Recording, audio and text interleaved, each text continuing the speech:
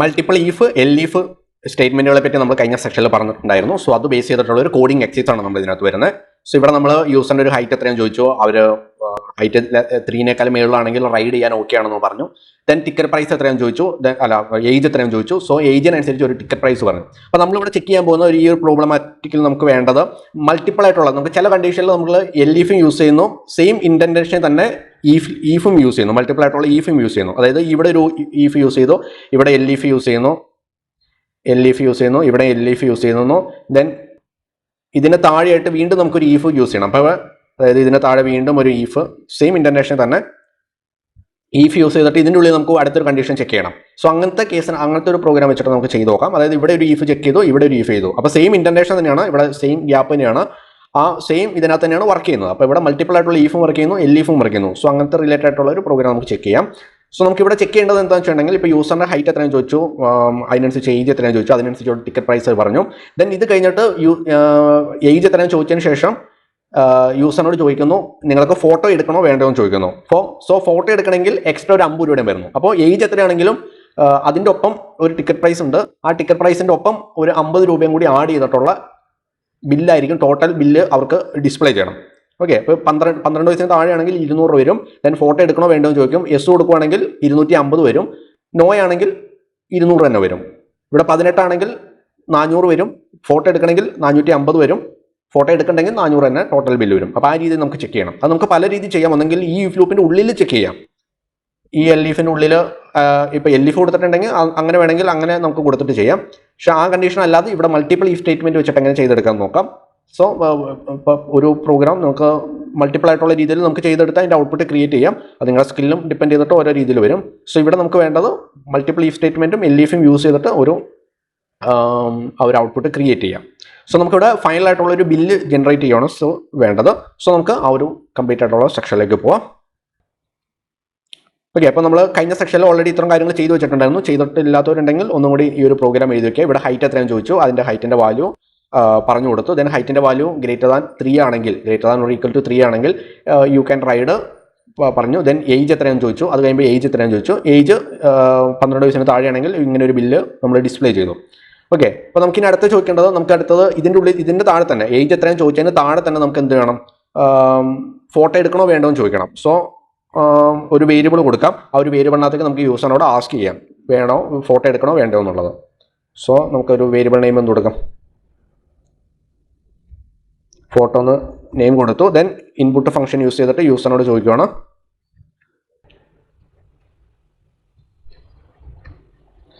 You want photos. അപ്പോൾ അവിടെ നമുക്ക് യെസ് ഓർ നോ എന്നുള്ള രീതിയിൽ വേണമെങ്കിൽ കൊടുക്കാം. അപ്പോൾ വൈ ആണ് ഞെക്കുന്നെങ്കിൽ യെസ്, എൻ ആണ് ഞെക്കുന്നെങ്കിൽ നോയ്. അപ്പോൾ ആ രീതിയിൽ നമുക്ക് ചെക്ക് ചെയ്യാം. സോ ഫോട്ടോ എന്ന് പറയുന്ന ഒരു വേരിയബിളിനകത്ത് ഫോട്ടോ വേണോ വേണ്ടോ എന്ന് ചോദിച്ചു.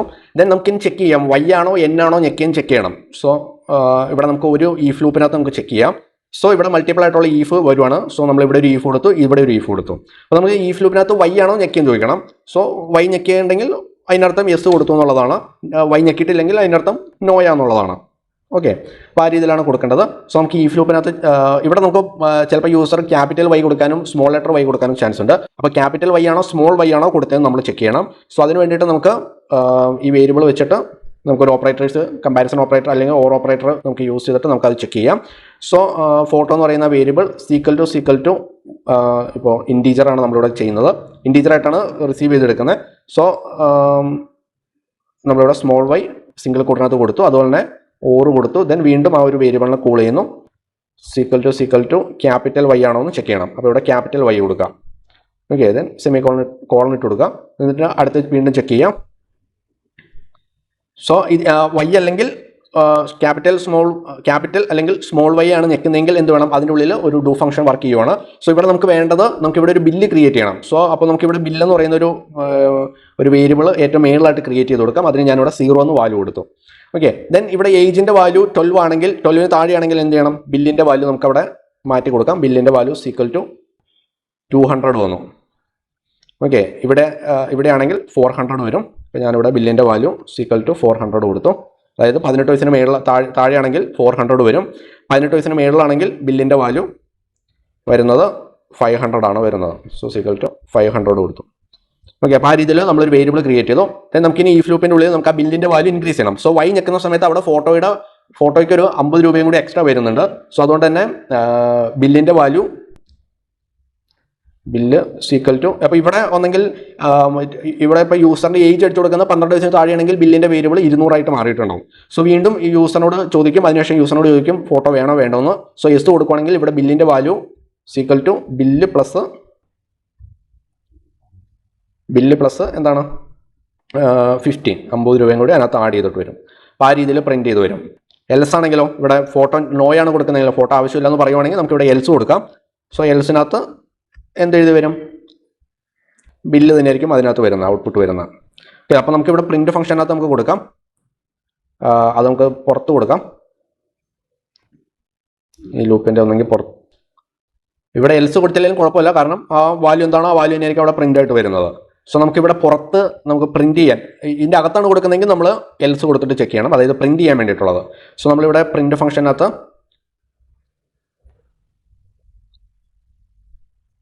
എഫ് സ്ട്രിങ് യൂസ് ചെയ്യാം. സോ ഇവിടെ എഫ് സ്ട്രിങ് യൂസ് ചെയ്തിട്ട് യുവർ ടോട്ടൽ ബില്ലീസ്